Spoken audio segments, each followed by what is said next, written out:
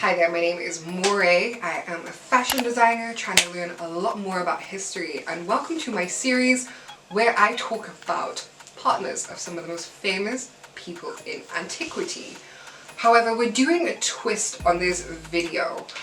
It's come to my attention that I do not study the Roman Republic enough. It's a boring subject, in my opinion. It's not as spicy as the Empire. However, it's necessary, and today I wanted to cover Cicero. And I think that the most important relationship Cicero had in his life was his friendship with his friend Atticus. I just want to note as well that Cicero and Atticus's relationship was purely platonic. I can't find any homoerotic kind of like context. He's my best friend until the day that I die. However, that should not negate how strong it is, because platonic relationships are so important. It's one of the biggest life lessons I've learned of 2024. Now then, we will be delving into who Cicero married and who Atticus married, but I wanted to talk about Rome's first bromance. Realistically, it's one of the strongest friendships in all of history, and Cicero's letters to Atticus and on friendship are some of the most strong literary works of the ancient time. Cicero left a huge amount of work behind. His work actually started the Renaissance when it was found. That's how powerful it was. And in his many speeches, his Philippics, which are his speeches usually used to shade Mark Antony and his wife Fulvia, are so famous, but are so many of his letters where he describes Caesar as being a monstrous thing, has beef with Cleopatra, and we're also going to be covering his heartbreaking letters regarding his daughter Tullia's death. Cicero was Atticus's confidant, and he displays such vulnerability that is not seen in your average Roman noble. So these letters are really important to talk about. So let's delve into Cicero's early life and Atticus's early life. Marcus Tullius Cicero is born on 3rd of January 106 BCE, and he's born in Opinium, I think it is, Opinium, which was a Roman town that was about to be absorbed into the then Republic. His parents were of high noble rank. However, they were not so noble that it guaranteed him a career in politics, but he was incredibly well educated, and he was known for his love of Greece and classical antiquity. As a child, he was nicknamed the Little Greek Boy. Cicero was fascinated with Greece. He translated lots of Greek work into Latin, so they were accessible for the Roman nobility, and this was him when he was young. It set the scene as him as a orator, to be honest with you. He's one of the most famous speech people? One of the most famous speech makers of all time. And this education and this love of translation was the base for this. Oh yes, Gaius Marius. Let's talk about Gaius Marius. So Cicero's family were connected to Gaius Marius, who we spoke a lot about in a Caesar video, and this bungled his career in politics, and he had to rely on a lot of connections, which is now a good time to talk about Atticus. Titus Pomponius Atticus, yes, that's his real name, was born around November 110 BCE. He came from a wealthy family. He had a sister called Pomponia, and quite frankly, he had a life of leisure.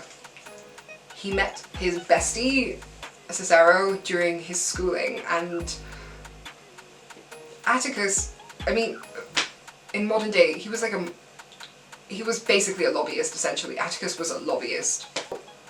Cicero had a strong background for translating, and Atticus had money and connections, and their bond formed. Money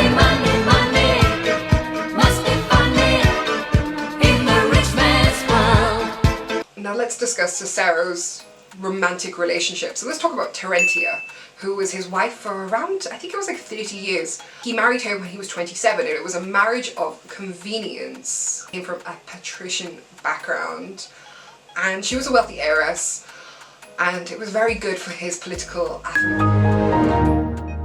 Cicero and Terentia's marriage fell apart in the 50s of BCE, probably due to their different belief systems. However, Terentia did give him a daughter, Tullia, who we will talk about shortly.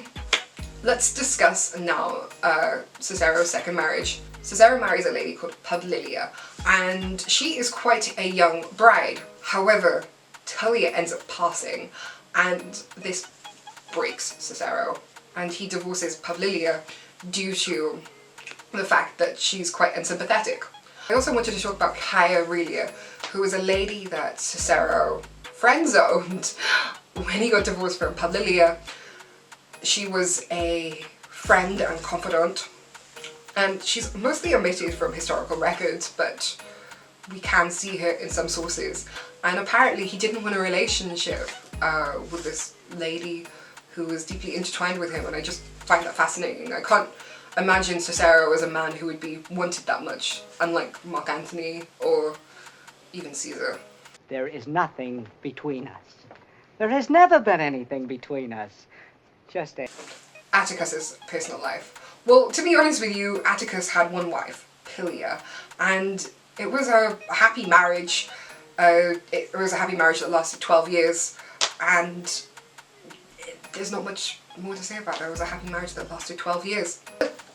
Now we are going to discuss the letters to Atticus. So here's a list of many of Cicero's work. He wrote a lot.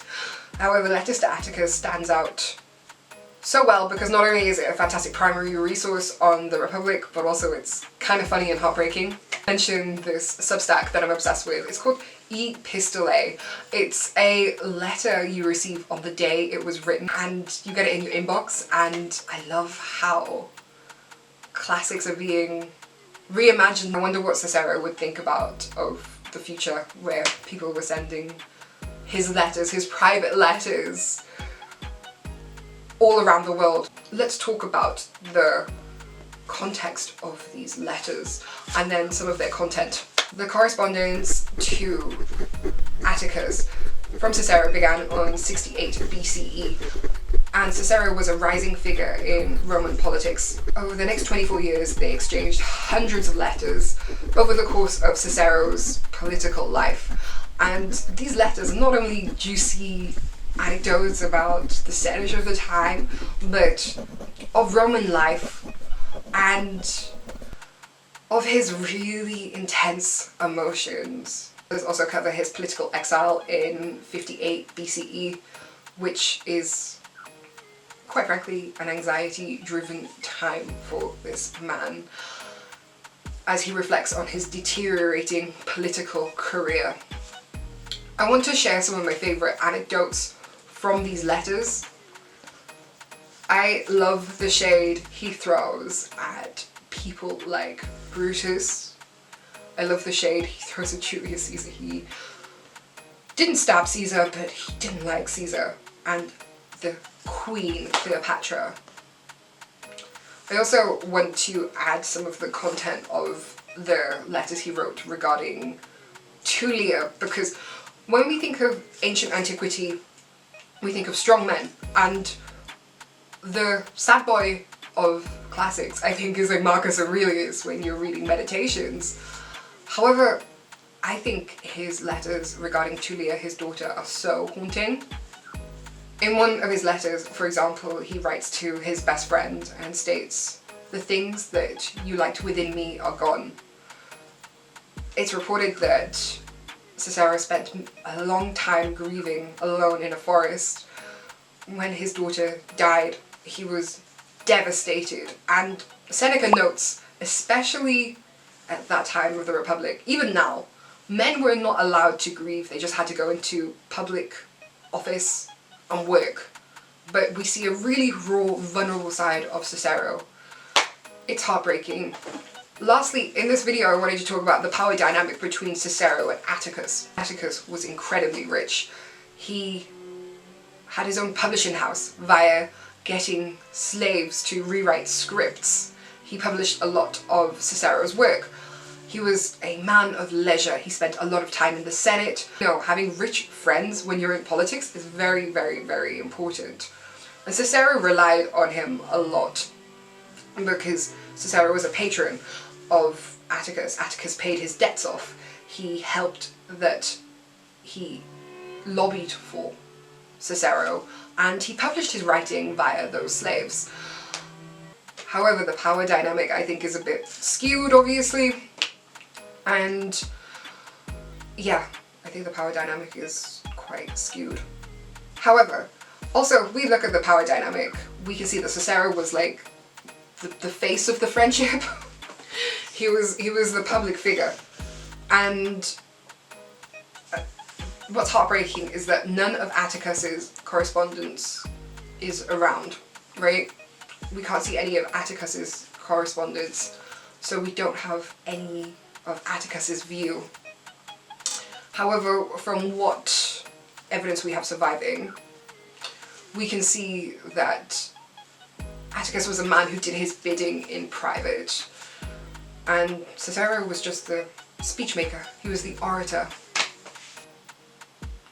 On the 7th of December, 43 BCE, we can see that Cicero was murdered under the orders of Mark Antony, and I made a video about how Fulvia handled Cicero's murder with some hairpins. His life was cut short, and to be honest, Atticus outlived him. Atticus lived till the age of something like 77. You know, he had a good time in the Republic. I just hate, in media in general, we have more love songs than friendship songs, and we have more love stories than friendship stories. We need to glorify friendship because this was one of the best friendships. I could make a whole video talking and dissecting each letter, but these videos are short and sweet, and that Caesar video I made last week was way too long. However, yes, Cicero and Atticus were one of Rome's strongest friendships, and it ended, but the letters survive to this day. Thanks guys if you watched this video. Wow, I've learned so much while making these videos. Honestly, 2025 is coming and we're gonna cover Irene of Athens next week. Ciao!